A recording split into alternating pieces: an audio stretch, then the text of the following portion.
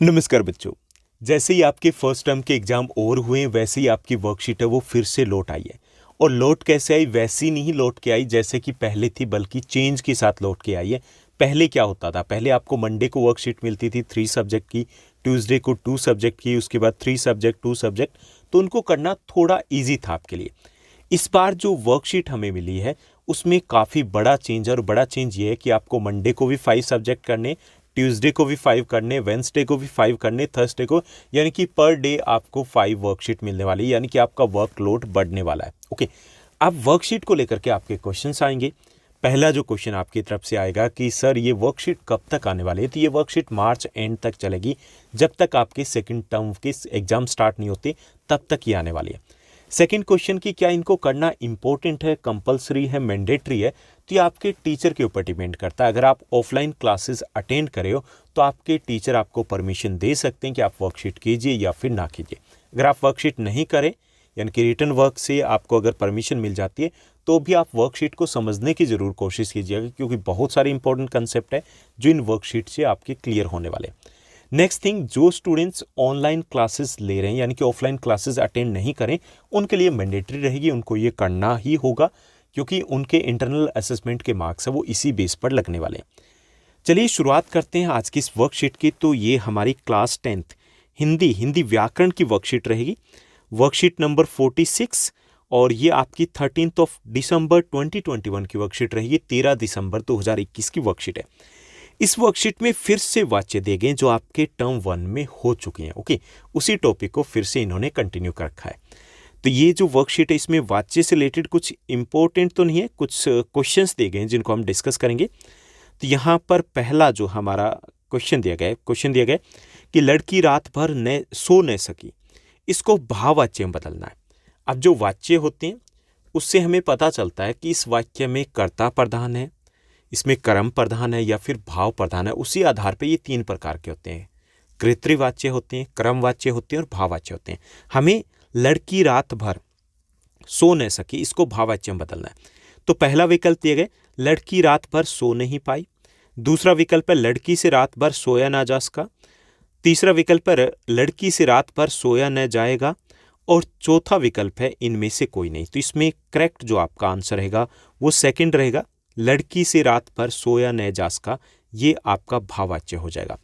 उसके बाद second question देखिए, उसके द्वारा खाना खाया जाता है, इसको कर्तृवाच्य में बदलना है, यानी कि करते जो करता है वो प्रधान होना चाहिए। वह खाना खाती है, उसने खाना खाया जाता है, उसने खाना खाया, उससे खाना खाया नहीं जाता। तो एक चीज़ तो ये कि जब भी हम बदलेंगे तो उसका जो अर्थ है वो उसमें बदलाव नहीं होना चाहिए। जहाँ पे नहीं किया गया तो हो ही नहीं सकता। तो इसमें करेक्ट जो आपका विकल्प रहेगा वो पहला रहेगा, वह खाना खाती है।